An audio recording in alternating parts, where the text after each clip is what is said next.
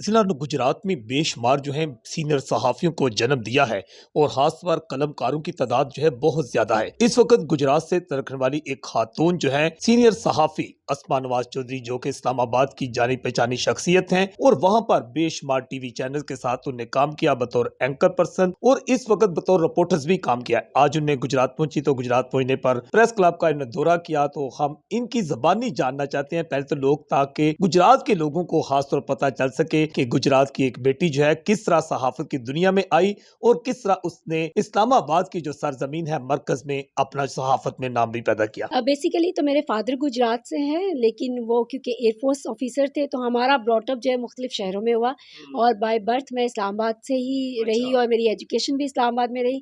लेकिन अपना home town है, इसलिए गुजरात में अपनी रूट्स हैं, तो इसे हम छोड़ नहीं सकते। गुजरात आना जाना रहता है।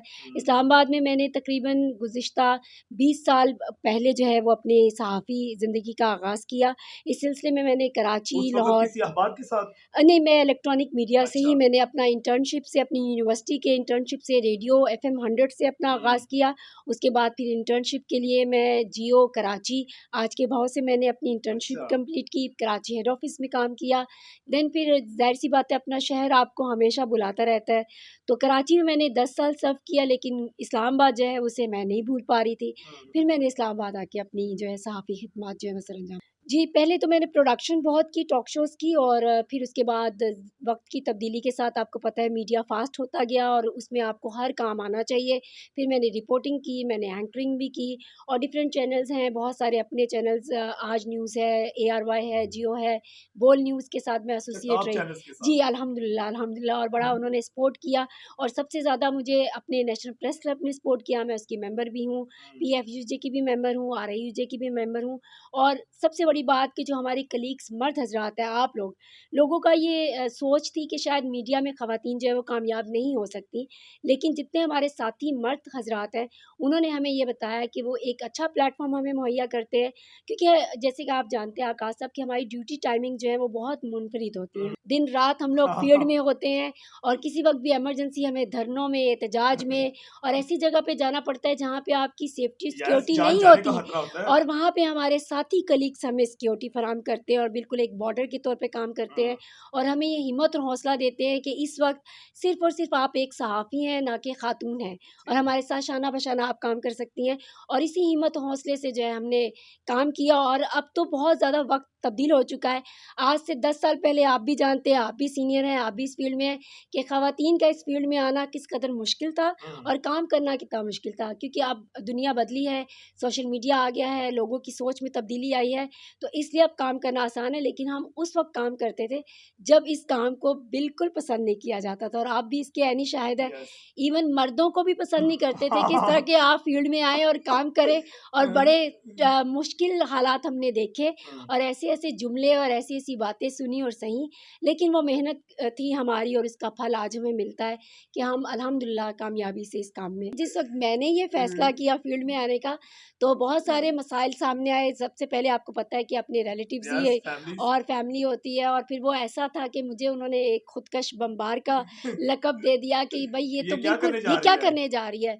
तो हम तो इसको बिल्कुल एक्सेप्ट नहीं करेंगे। लेकिन मेरे वालिद, मेरा भाई जो कि मेरा शेल्टर रहे और उन्होंने हर फील्ड में मेरा साथ दिया। फिर मेरे शौहर बहुत अच्छे रहे, उन्होंने तामुन किया। लेकिन सोच की तब्दीली में बहुत वक़्त लगता है और अभी भी पाकिस्तान में बहुत से ऐसे इलाके हैं जहाँ पे लोगों की सोच की तब्दीली बहुत ज़रूरी है और ये एक मुश्किल जंग है। लेकिन हम ये जंग लड़ रहे हैं थ्रू माइक, थ्रू कलम और थ्रू अपने अल्फाज के। हम लोगों को ये तब्दीली करने पे मजबूर करेंगे कि इन बाहैसियत इंसान, चाहे वो औरत हो या मर्द हो, उसे अपनी मर्ज़ी से ज़िंदगी जीने का हक देना चाहिए। ये तो आपने एंकर की दूर बात, बहू बनाना पसंद नहीं करते। लोग अपने घर में उसको बड़ा ताने देते हैं। जैसे मैंने आपसे पहले भी कहा कि एक सोच की तब्दीली पाकिस्तानी कौम के लिए बहुत ज़रूरी है। हमारे यहाँ एहसास कमतरी का शिकार बहुत हैं लोग। आप देखिए जितनी गोरा करने वाली क्रीम्स के इश्तिहारात यहाँ पे चलते हैं, शायद अमेरिका में नहीं चलते होंगे। यहाँ पे लोग 20 कॉम्प्लेक्स मिनट में टेस्ट हो गई जी गोरी-गोरी। हाँ, वो फ़ौरन। और गोरा रंग अगर आपके पास है लेकिन आपके पास शऊर नहीं है, तालीम नहीं है, आप अपने मुल्क और वतन के लिए या अपने घर के लिए कुछ नहीं कर सकते, तो उस गोरे रंग का हमने क्या करना है। और मेकअप आपको तब्दील कर सकता है। खूबसूरती तो देखिए मेकअप की भी मोहताज है। आजकल तो बूटेक्स है, आपके पास बहुत आर्टिफिशियल चीज़ें हैं, यस। लेकिन आपका दिमाग कैसे तब्दील होगा, आपकी सोच कैसे तब्दील होगी, आप एक क्रिएटिव माइंड कैसे लेकर आएंगे। सबसे पहले तो हमारा जो ख़वातीन है वो ख़वातीन की दुश्मन है। ये बात कोई माने या ना माने, चाहे फील्ड में हो चाहे घर में हो। एक खातून ही दूसरी को कहती है, अरे ये तो काली कलोटी है और ये इसको आप इतना प्रेफर क्यों कर रहे हैं, ठीक है। ज़रा अच्छा लिबास पहन लेंगी। तो ख़वातीन में हासदैन जो है वो ज़्यादा हैं मर्दों की निस्बत।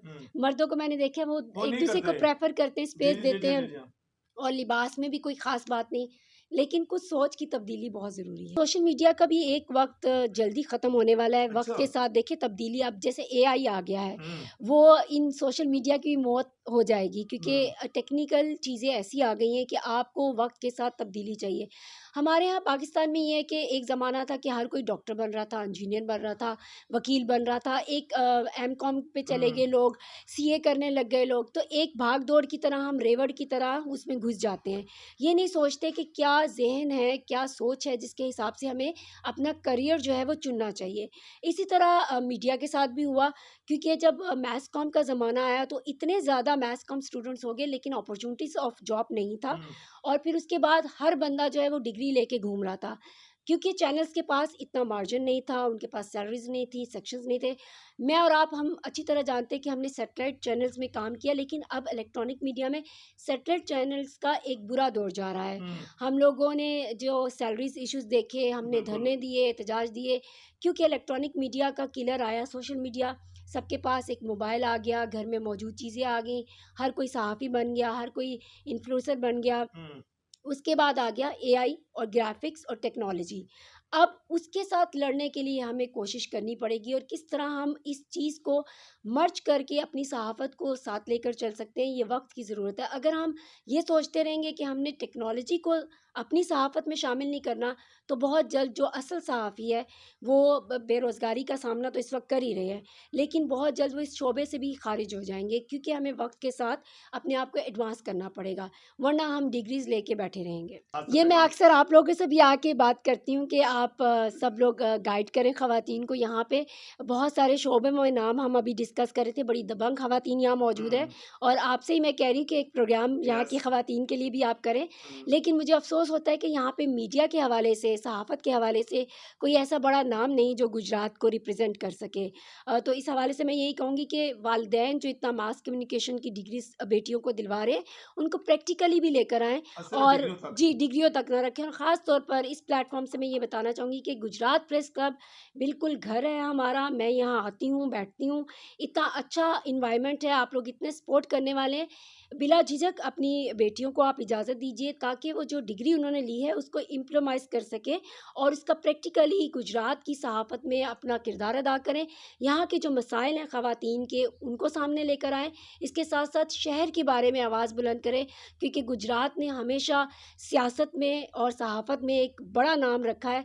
इसको जारी और सारी करने के लिए ख़वातीन का जो है किरदार वो मज़बूत होना चाहिए, और लड़कियों को यहाँ पे ज़रूर शामिल होना चाहिए। नाज़रीन, बिलाशुबा अस्मा नवाज़ चौधरी जिनका कहना है कि ज़िला गुजरात में हर शोबा में ख़वातीन अपना किरदार अदा करती हुई नज़र आ रही हैं, मगर शोबा सहाफ़त में ये थोड़ी सी कमी बेशी भी है, लेकिन इसको दूर भी करना चाहिए। और इन्हें कहा कि एआई जो है ये ख़तरा बनती जा रही है, और आने वाले दिनों में इसके क्या बुरे असरात मुरतब होंगे, ये तो आने वाले दिनों में देखा जाएगा। ITN से मैं हूँ आकाश नियाज़।